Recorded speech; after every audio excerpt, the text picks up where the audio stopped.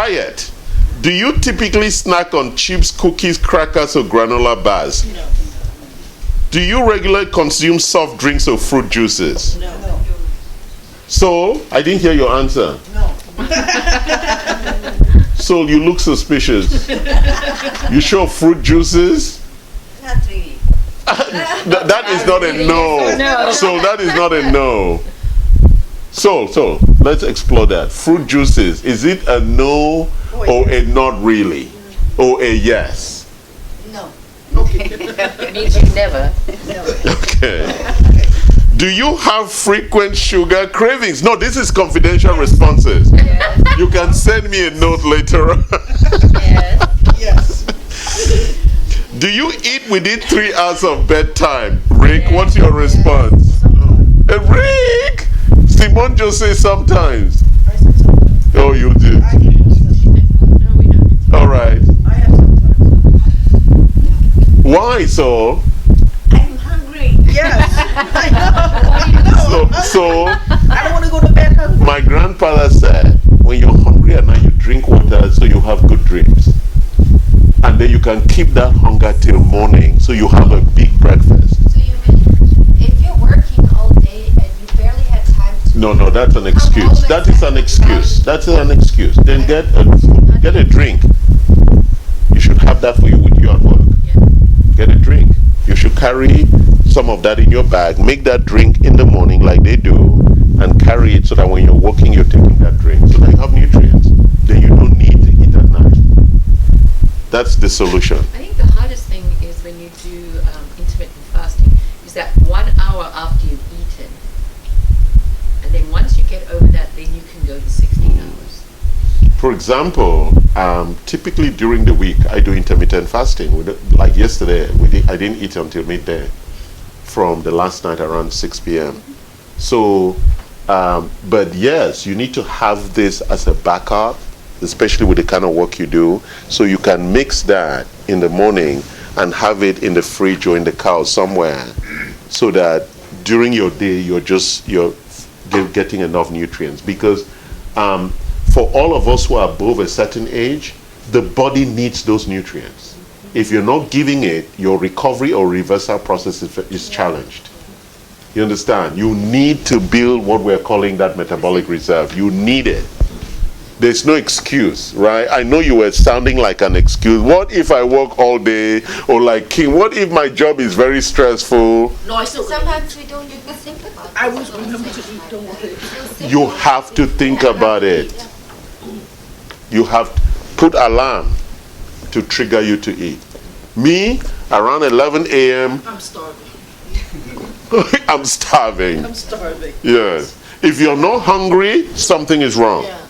You should be hungry. Do you normally are not hungry? Okay, then you eat. You eat, okay? Oh, you're going round two? Yeah. Oh, okay, good. Right. So you eat, okay? It's very important. Okay, where were we? Do you regularly eat at restaurants? Every day? Look, Simone was going to bring out her whip with the name Rick on it. I know, right? That's all to tease you, Simone. Okay, let's look at environmental factors. Are you sensitive to smells and fragrances? I am. I am really sensitive to smells and fragrances. Except if I'm wearing, I'm one of those people, I buy perfumes and I rarely wear them. I think it's because I smell so good to myself. I smell so good to myself, right? But sometimes, like, I go to play tennis and people are wearing perfume on the court and I can smell it across courts. Yeah, and You talk about sensitivity in a negative sense. yeah, it irritates me. Yeah, it almost gives me nausea. Yeah. Do you regularly have less than 1 or more than 3 bowel movements per day?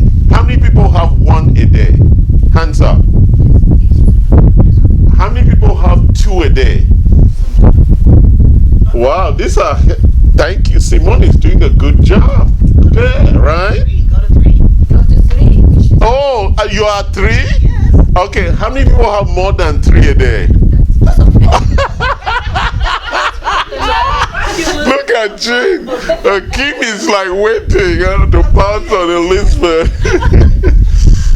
Okay, if you're having less than 1 a day, You're in that's a trouble. problem. Yeah. That's Genetic. I heard.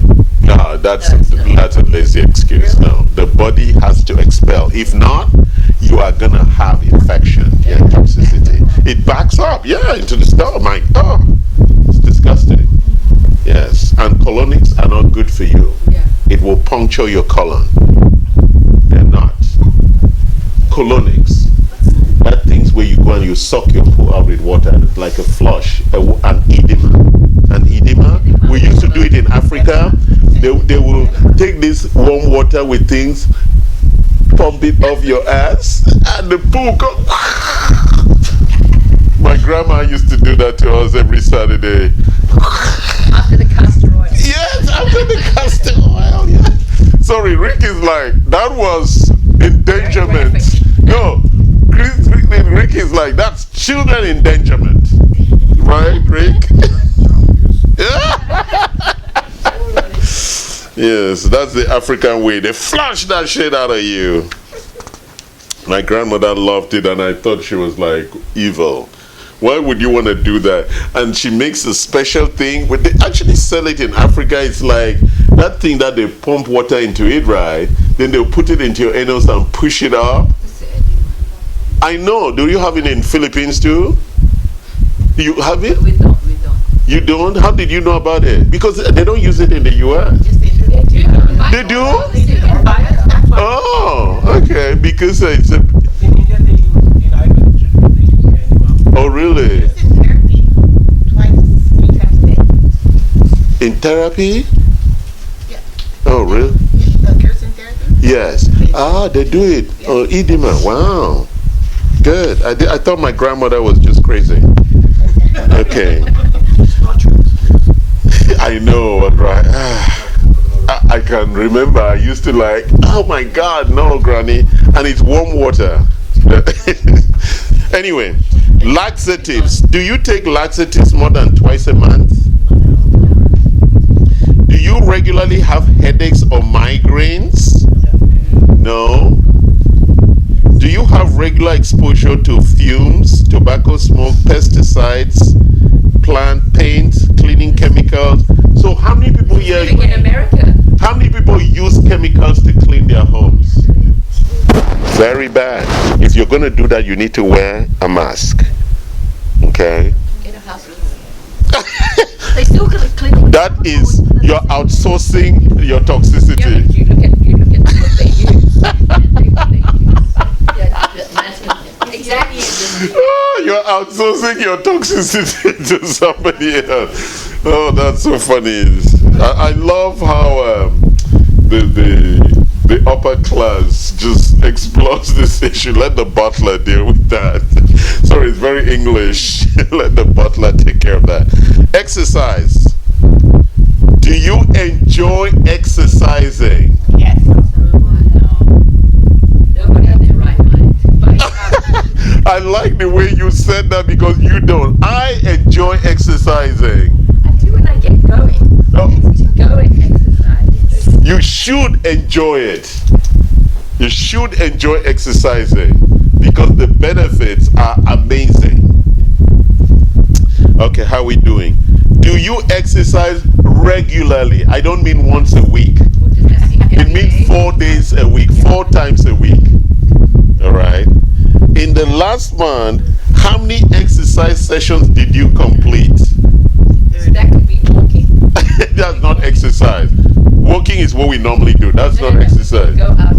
No, 5 you minutes. said That's that you do exercise. the walking for 34 hours. That's exercise. That's exercise. Okay, that's what I was saying. But if you're just naturally walking to your car, that's not exercise. Okay. I thought you were going I thought that's what you were saying. That I do that 20 times a week. And I park away from Strouds so I can walk to the front. That's not exercise. What is the average length of your exercise session? Wow, and then read the intensity. Okay, quickly, guys, we have a lot to go through. Stress factors. You know, I taught you this before. 4 kinds of stress, right? Sleep cycle. So, how many of these stresses do you have in your life? There are 4: sleep, inflammation, blood, and mental. The blood one is the blood sugar imbalances, the glycemic issue. So, you don't have any of them? I think I have more on the blood sugar imbalances. Why? Why do you say that?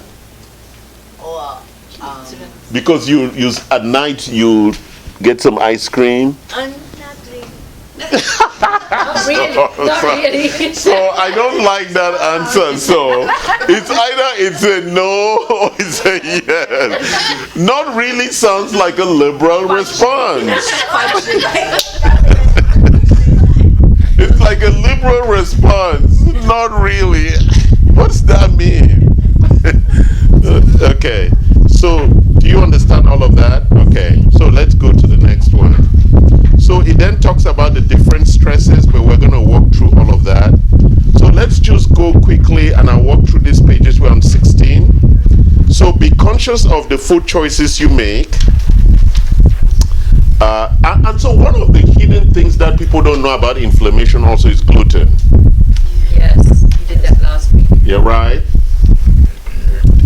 None of us in this room should be eating bread. No bread. No pasta. I know that's the big one. Oh no. All right, you can read whatever you want. But the point is that why take the risk? It sounds like Saul said, not really. Is there a bread that you can take? Like You can eat corn bread. No, you can eat corn bread. Corn bread? Yes, but if the corn is organic. Yeah, no. It's not that it's bad. Corn is inflammatory, but you can eat a little bit of cornbread. Oh, really? Oh. No, I mean if you made it, because the way the Mexicans make the corn tacos, the corn taco is okay because it's unleavened bread. It's made in an unleavened way. There is no yeast and all of that. They're okay.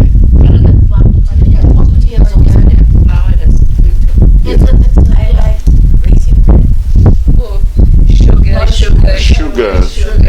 Yeah, but it's not raisin. Raisin is just put in there. It's a wheat bread. You made us sound like it was made from raisin. Saul, you wanted to deceive me. You're liberal, Saul. Trying to deceive. Exactly. All right. So engage in, and then people say eat breakfast. I don't eat breakfast. Avoid this carbohydrates and sugars. Except on a Saturday. Yeah, but you know exactly. Except on a Saturday, because we're human. You know, once in a week, you need to. So said, are you? Once in a week, at least you can have a slice of bread. You're cheating. I'm not cheating. Hey, I don't want to punish you. I don't want Saul to be looking at the mirror saying, yeah. Right? Once a week you can have a slice. If that is going to make you happy. Right? You could have a bagel. Once a week it's okay. Right? Look at that salmon looking at us there on that page. Right? Wow. So, and we're going to look at fish. Actually, let me turn to page, because that's a good conversation to have. Turn to page, we're now at, yes, turn to page 24. Because a lot of people don't know the good fish to eat. Page 24. Are you okay? She said she has been eating for her son breakfast every day. Like a bagel. She's plus bacon. And she's like angry. No bacon. No, the bacon is fine, but not the bagel. And the cream cheese. Oh, is it? But you can make the bacon yourself. Take the slices of pork. No, but if it's a kid, it's a kid. My God, it's a child. Children should enjoy. We need some cholesterol. Cholesterol is not bad. It's when it's too much. And most kids are fine. Bacon that has been treated with Yes, you can make the bacon yourself. Just get the pork and slice it. Okay, let's look at fish. This is the big conversation. Any fish that is at the bottom here, you should not be eating it. Any fish in red, you should not eat. The only fish you should eat is the fish in blue. There's very few. Very limited. Where's shrimp? I know. Shrimp is close by. Where's the shrimp? I like shrimp. You know, you should not eat a lot of shrimp. And that's why I don't like shrimp. Shrimp is somewhere there. I saw it the other day. Where's the shrimp? I don't see shrimp lobster, in but there. I don't see shrimp. Yeah, that's crab. How about that one? There's no shrimp in here. That's spiny lobster. Okay, check. But if lobster is there and crab is there, I think shrimp will be around lobster. Crab is blue. Hmm? Crab is blue. Yeah, crab is blue. That's why crab is very good for you. But see how good crab is compared to lobster. And some of you come from that, hold on, some of you come from that culture that said they are bottom feeders. Yes, crab is one. Yeah, but there's nothing wrong with, right? But I know that because you are all like so unhappy, you can also do the sea bass, the bluefish, the halibut, right? See the fish that you cannot do. You cannot do tilapia. Actually, I stopped eating. You cannot eat snapper, grouper. You know, you go to all these restaurants and they say, Yeah, so she has both of this. yeah, well, you cannot eat it. Oh, American lobster. No. So even Atlantic wild cod. Yeah. Because of the amount of mercury. And you know, so the challenge is that, guys, you know, you all complain about vaccines and mercury in vaccines. How many people know why there's mercury in vaccine? Put your hand up if you know why there's mercury in vaccine. Why is there mercury in vaccines? Then why do you complain about it? Well, you know those people who are against vaccination. The anti-vaxxers. Yeah, why is mercury in the vaccination? So the body No, it actually holds the live things longer alive. If not, they'll be pumping you with dead stuff. And so it's a small amount. But now, you complain about vaccines, but you go and eat fish and take all the mercury in anyway. And why is mercury bad for us? bad for the brain. It's bad for the brain? Why is it bad for the brain? The toxin. Oh, I thought it was in the report here. So when we look at our urine toxicity report, mercury is a heavy metal. And it's also radioactive. Okay, so pay attention, guys, pay attention. So what do we mean by a heavy metal? I know you all fell asleep in chemistry class. Not the strong, the heavy metal. Why is it called heavy metal? Tell us, Prasan. Google it, Google it. And what? It's not. It's a heavy metal. And what do we mean by it's radioactive? Rick, you looked excited by the word. So most metals are radioactive and they have a half-life, which means that they emit gamma rays and rays, right? Remember, that's what the uranium thing down in San Clemente does. They extract the nuclear reactor. They use heavy metals that have radioactivity, and because when they bombard them, it produces energy, it heats the water and turns the turbine, right? That's how a nuclear reactor works. So when you take it in your body, what it does is that, pay attention, guys, that's what happens. It emits those rays in your organs and creates epigenetic changes. Is that making sense? Yes. Okay, so don't eat that fish and say, oh, I didn't pay attention to Charles. I love my grenadier and my grouper. Salmon is in there. It's at the top. The big fish flying into the healthier choice. Yes, okay? Wild But it has to be well kept though, not farm raised salmon. Yeah, It has to be wild caught. And then look at the tuna that a lot of people eat in sushi. It has a higher level of mercury. That's why it's down here. Right? So it's very important, guys. Pay attention on that. All right. So we're going to move further again to page 26. I know some people like me are hungry right now, so I'm looking at this plate and I'm hungry.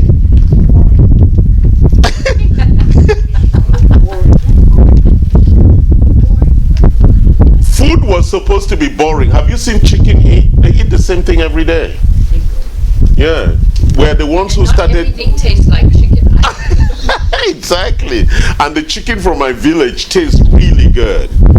So I know it looks boring, but that's what is good for you. Okay? So deal with it. No sugar, no nonsense. All right.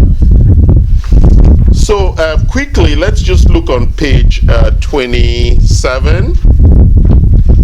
And I just wanted to focus on lifestyle toxins. Look at that, lifestyle toxins. So look at fried food, not very good. Processed food, cosmetics. How many people check their cosmetics? For all the toxins inside the cosmetic. Yeah, they'll tell you mercury and all those things they put there in your lipstick. Glycol. And then every day you're sucking in glycophosphates, you're sucking in, and then you put another lipstick, and you put another lipstick. Speak from experience. I've watched people licking their lips and putting more lipstick. Why? Because, why do you think men don't wear lipstick? Exactly. Because we look so good without lipstick. You don't need lipstick. Okay. Just the right one. Okay, we want to get to this page about exercise. Page 28, 29. Right? Those are the benefits of exercise.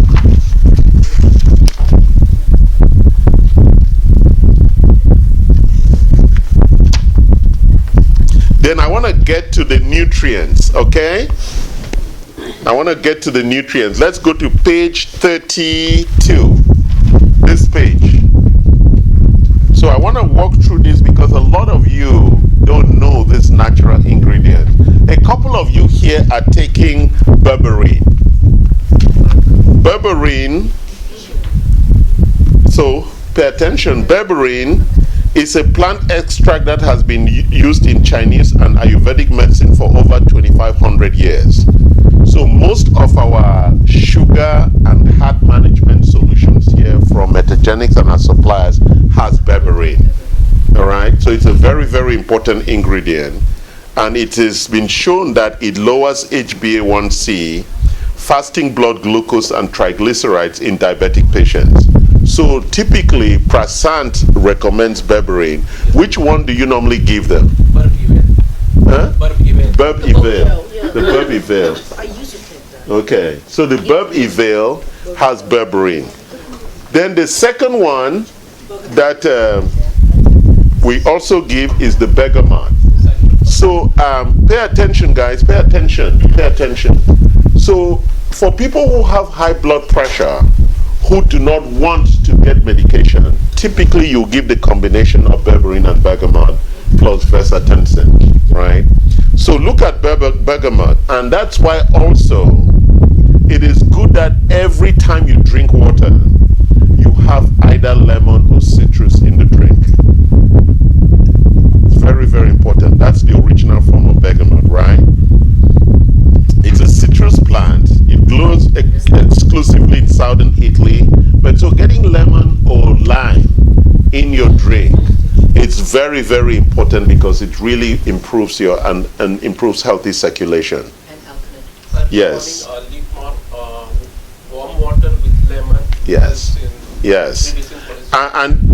So it does well. It's anti-inflammatory. It has these polyphenic flavonoids, right? Lots of different things that are very, very good to lower the cholesterol. and improve circulation. Okay? Let's look at the next one. EPA and DHA. So we have this one. It's the 1000, right? Very, very important that you have those combinations. And then there is the CQ10. And the one that I take, we have it, and this is one of the most important things that we have here in the clinic. It's MitoQ. MitoQ is 100 times more powerful than your standard CQ10. It is manufactured to deliver 100 times power. It's really the best CQ10 that you should be taking. It's really the most powerful. And we have 4 or 5 kinds. We have for blood sugar, we have for liver. Why is the CQ10 important? Let's read it, because it's really very important that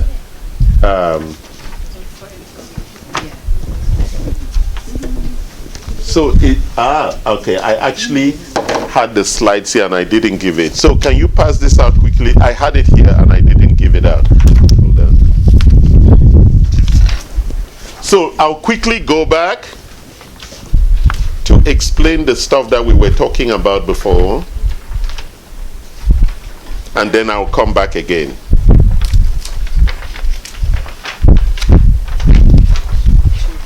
All right, so let's look at the picture of the heart. Remember, we were talking about the systolic and diastolic. I really want you to look at the picture, okay? So the systolic, right? So see how the blood pumps out. That pulmonary artery is where, because look at the number of things that are pumping out for the blood to actually go out. There's all that squeezing from the left atrium, the left ventricle, to pump all that blood out, right?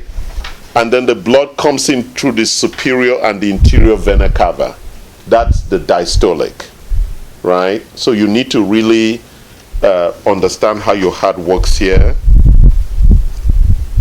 It's a very, very important equipment, and imagine how long that equipment works. Turn to the next page, and then you see what begins to happen as deposits begin to form, because a lot of people don't know where plaque is coming from. This is where heart disease connects with diabetes, because when you have excessive sugar in the blood, right, what we call insulin resistance, then the deposits begin to happen in the arteries, then plaque begins to form. And then genetically, if you're the kind of person that has soft plaque is easier to get punctured than hard plaque. It doesn't mean hard plaque is better.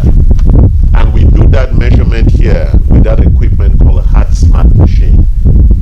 It actually takes, it's a 2D ultrasound that looks at that main, what's that artery, the carotid artery, to look for the blockage, for stenosis. Okay, it's very important measurement, because then it then tells you the amount of vascular deposits, right? Okay, that was the aside I needed to discuss. Now let's talk about this here. Lots of paper today. We're coming to the close now. This is almost like a PhD class. I'm going to award you guys a PhD after this class. Right, Rick? Yeah, pie, yes. So I spoke about this last time, but I want to talk about this again, because it's very important that you understand this issue about energy. You know, most of us wake up in the morning sometimes and we don't have energy. We just feel like lying in bed all day. Or you get home at the night and you're fully depleted, right? It almost like Beate was saying, that sometimes she forgets to eat or doesn't eat enough, and when she gets home, she's totally depleted. You really need to make sure that you you are building your physiological resilience and your metabolic reserve. It is very, very important for energy. So imagine the top tennis players will play the Australian Open for 5 hours. That's what we call metabolic reserve. 5 hours of the top tennis players in the world, right? Or they run a marathon. Or people who are crazy, they do those, what they call them, super marathons, where they run for 3 days, right? Imagine what it takes to do that at an energy level. So I want you to appreciate the fact that, let's now read here together. Every cell in your body needs energy to perform the thousands of metabolic reactions needed to keep you healthy. Mitochondria live within cells and are responsible for producing that energy. They are tiny biochemical power plants. It's really amazing, right? When you look at these power plants that convert the food you eat into cellular energy called adenosine triphosphate. I told you about ATP last week. However, this process also produces waste products like carbon dioxide and free radicals that need to be detoxified. Toxic free radicals are neutralized by chemical reactions that rely on an abundant supply of antioxidants such as vitamin C. That's why you need to always have extra vitamin C. And typically, Prasan recommends what? 4,000 IUs a day. Because it is a water soluble. Yes. Get washed out. It is a very, very important because it helps in this deoxidation process. Vitamin E that we give with what? We have multivitamins including vitamin. Okay, and then glutathione. And so people just took IVs and I'm sure they got a glutathione push. Plus we have patches for glutathione. The detox process, everybody needs it. If you're not detoxing, what do you think is happening to the free radicals? They build up and they cause epigenetic changes.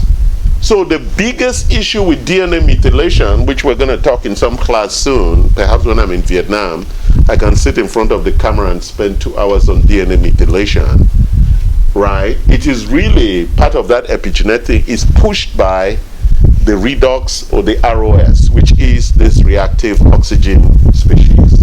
They actually push epigenetics, okay? By supporting mitochondria, you can increase your energy and your health.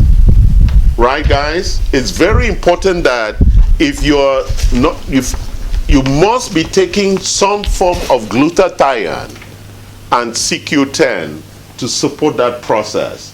So we have some 2 big products we are promoting, Inflammacore for inflammation and Mitocore and all of these things for supporting your mitochondrial energy. Very important. Actually, I'm going to recommend that we put it in F1. For any patient above 50, I think we want to include inflammation and antioxidants at a certain level as part of F1. Yeah, I think it is mandatory that people begin to really address this issue. So, because it helps with your healing. Because what does this do? When cells are dividing and they have enough nutrient, they're going to create good cells. Good copies. Good copies. That is really at the core of epigenetics. They're going to create good copies. Good copies. Good copies. Good copies. It's like you change the toner. Yeah. That's what we're doing with nutrients. We're changing the toner. And now the copying machine can produce cleaner and good copies. That's at the core of this. Unfortunately, you met me, so you are not going to be free from taking supplements for the rest of your lives. And if you don't take it, you're going to feel deep guilt because you're depriving your cells. You could be accused of murder because you're refusing nutrients from your cells.